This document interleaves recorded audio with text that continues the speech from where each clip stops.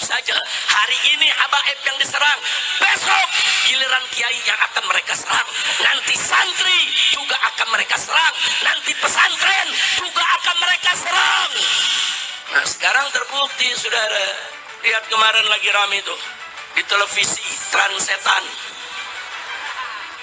Lu bener Transetan kan, Tran ada S-nya kan, Trans begitu kan, ada S-nya gak?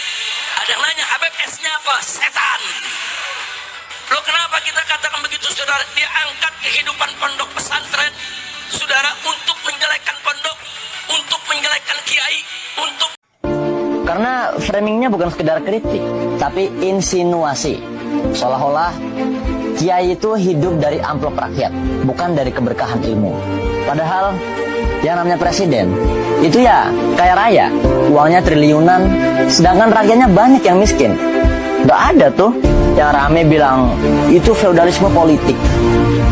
Padahal yang bertanggung jawab atas semua kemiskinan itu presiden, bukan kiai.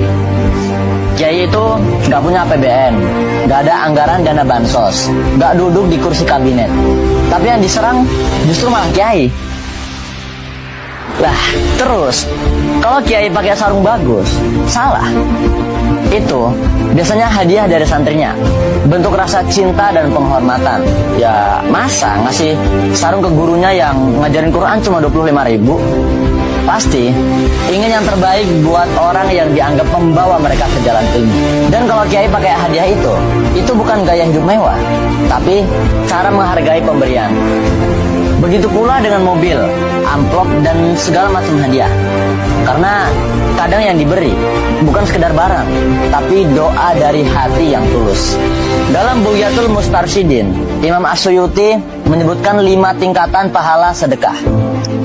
Dzakara As-Suyutiyu fi khumasihi anna thawaba shadaqati khamsatu anwa'in wahidatun bi'asyaratin wa hiya ala sahihil jismi wa wahidatun bitis'ina wa hiya 'alal a'ma wal mubtala wa wahidatun bitis'imiatin wa hiya 'ala dzi qarabatin muhtajin wa wahidatun bimi'ati alfin wa hiya 'alal abwaini wa wahidatun bitis'imiati alfin wa hiya 'ala alimin aw faqihin.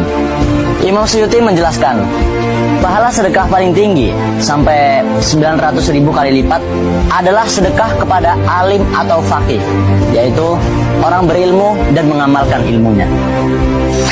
Dari semua pembahasan tadi, kita belajar satu hal penting, bahwa tidak semua yang terlihat itu bisa langsung dihakimi.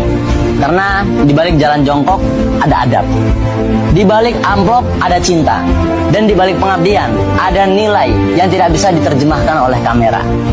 Pesantren bukan tempat penindasan, tapi tempat pendidikan. Bukan ruang feodalisme, tapi ruang pembentukan karakter. Karena di pesantren, santri belajar bukan hanya mengaji, tapi juga mengabdi. Santri belajar bukan hanya menalar, tapi juga menghargai. Dan kalau jurnalisme modern tidak sanggup menangkap kedalaman itu, maka tugas kita sebagai santri, alumni, dan pecinta ilmu adalah meluruskan. Bukan dengan amarah, tapi dengan nalar. Bukan dengan makian, tapi dengan fakta. Pondok pesantren bukan musuh peradaban, justru pilar utama penjaga akhlak dan keutuhan bangsa. Jangan jadikan pesantren sasaran framing dan fitnah.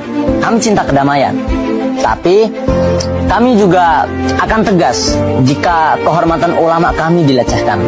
Terima kasih sudah menonton dan menalar bersama kami. Sampai jumpa di episode selanjutnya di Nalar Santri Amsilati. Santri menalar, dunia mendengar. Wassalamualaikum warahmatullahi wabarakatuh.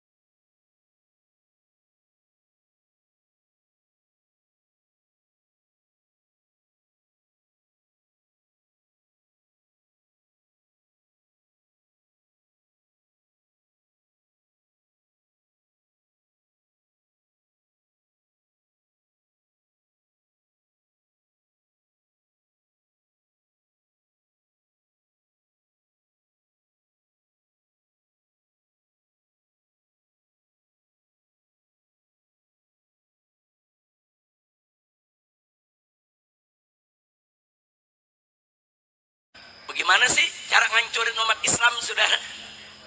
Gimana cara ngancurinnya, saudara? Oh, dia lihat ada dua pilar, dua tiang utama daripada perjuangan umat, saudara. Yang satu habaib sebagai keturunan Nabi, yang kedua adalah ulama sebagai pewaris Nabi, saudara. Jadi kalau mau ngancurin umat Islam, hancurin ini dulu dua-duanya. Hancurkan habaibnya, hancurkan ulamanya, rubuh tiang perjuangan, hancur umat Islam, saudara. Betul? Betul. Makanya mereka selalu bagaimana caranya supaya ulama dan habaib berkelahi, supaya ulama dan habaib bertarung, supaya ulama dan habaib tidak bersatu. Karena kalau habaib berjuang sendiri, ulama berjuang sendiri, mereka akan lebih mudah untuk menghadang dan menghancurkannya. Betul? Betul. Makanya 2 tahun terakhir ini, dari 2 tahun yang lalu, saudara, saya udah ingatkan, ini yang diserang bukan Habib. Mereka serang Habib, fitnah habaib, saudara. Mereka utik-utik segala macam nasabnya, macam-macam. Mereka hancurkan, saudara, kehormatan habaib. Mereka hancurkan kedudukan para habaib. Mereka hina di mana-mana. Saya sudah ingatkan ketika itu, ini yang diserang bukan habaib saja. Hari ini habaib yang diserang, besok giliran kiai yang akan mereka serang. Nanti santri juga akan mereka serang. Nanti pesantren juga akan mereka serang. Nggak boleh kita diam. Kalau habaib maupun ulama ataupun santri dan pesantren diobok-obok sama orang-orang yang ingin menghancurkan. Betul? Begitu saya mau tanya semua di sini, siap bersatu?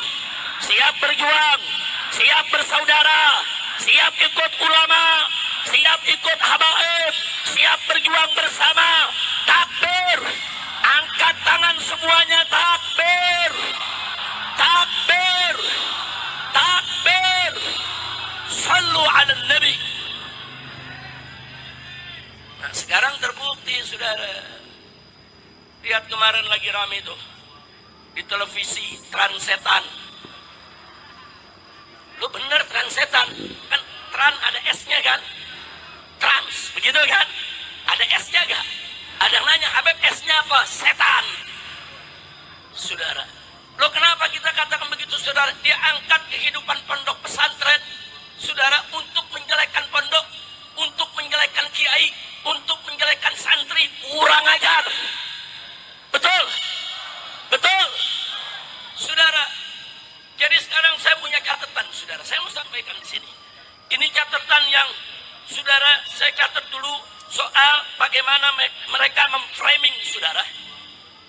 Yaitu membentuk fitnah-fitnah terhadap pondok pesantren, saudara. Sebelum, nanti saya tunjukkan bagaimana dahsyatnya sejarah pesantren, saudara. Siap dengar? Betul?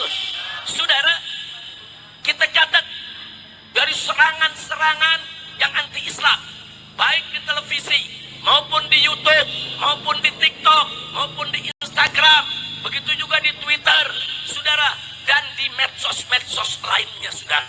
Habis ulama diserang, habis santri diserang, habis pesantren diserang. Kurang ajar tidak? Kurang ajar tidak?